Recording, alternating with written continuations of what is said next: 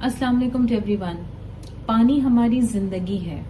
पानी से हम प्यास बुझाते हैं, अपने डेली रूटीन के सारे काम हम पानी से करते हैं, और लेकिन इसी पानी की हम बेकदरी भी करते हैं जब उसको हम ज़ाया करते हैं, बहा देते हैं। अब इस पानी का हमारी ज़िंदगी में बहुत सारी जगहों पर रोल है। सबसे पहले तो ये कि हमारी बॉडी का जो 70% है वो पानी है। तो अगर आपका पानी का इंटेक अच्छा नहीं होगा तो आपको मेंटल स्ट्रेस, आपकी बॉडी स्ट्रेस में आएगी, आपको एंजाइटी हो सकती है, आपको स्ट्रेस हो सकता है और आपका कॉर्टिसोल लेवल हाई हो सकता है। यानी आपकी बॉडी में पानी की जो इंटेक है वो इतना मुनासिब होना चाहिए कि जिसके बाद आपकी बॉडी अपने इमोशंस को बआसानी रेगुलेट कर सके।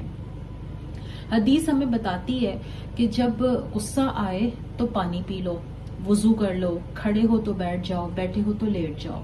साइकोलॉजी जो डिफाइन करती है वो ये कहती है कि आपके जो गुस्सा आने के बाद 12 मिनट का टाइम होता है जिसमें आपका जो इमोशन है वो पीक पे जाता है। अगर आप उस वक्त अपने इमोशन को कंट्रोल कर लें तो आप अपने गुस्से की जो नागहानी आफत है, जो उसकी कॉन्सिक्वेंसेस हैं, जो उसका विड्रॉल इफेक्ट है, आप उससे बच सकते हैं।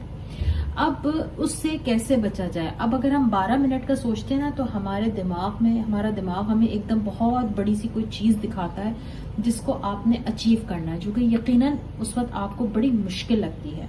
तो क्यों ना हम उसके लिए कोई आसान सी टिप ढूंढ लें।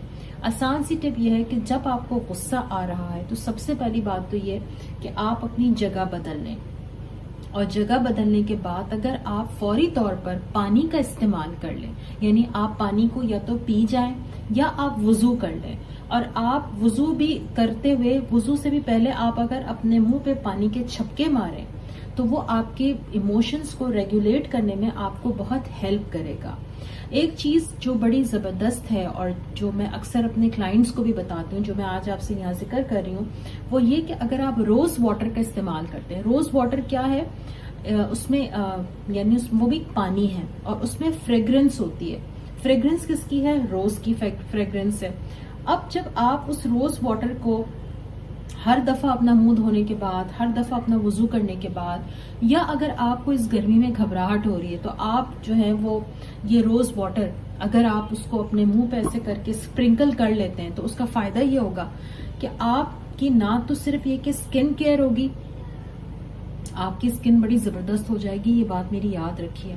और इसको करने से आपके अपने अंदर एक बड़ी खुशगवारियत का एहसास होगा। वो क्यों? एक तो पानी है, एक तो पानी स्प्रिंकल हो रहा है, दूसरी ये कि उसकी फ्रेग्रेंस है। वो जो फ्रेग्रेंस होगी ना वो आपको, आपके माइंड को एकदम से डाइवर्ट करेगी उस अपनी तरफ, और आपका जो दिमाग जो उलझ रहा था किसी चीज में वो उसको उधर की तरफ डाइवर्ट होने में बहुत आसानी होगी।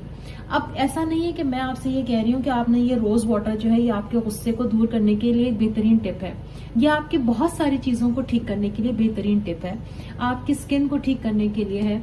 गो कि मेरा कोई स्किन केयर का चैनल नहीं है, मैं यहाँ बात करती हूँ इमोशंस को लेकर, ख्यालात को लेकर, नफ्सियाती अमराज को लेकर, मेंटल हेल्थ को लेकर, पर्सनल ग्रोथ को लेकर और रिलेशनशिप को लेकर।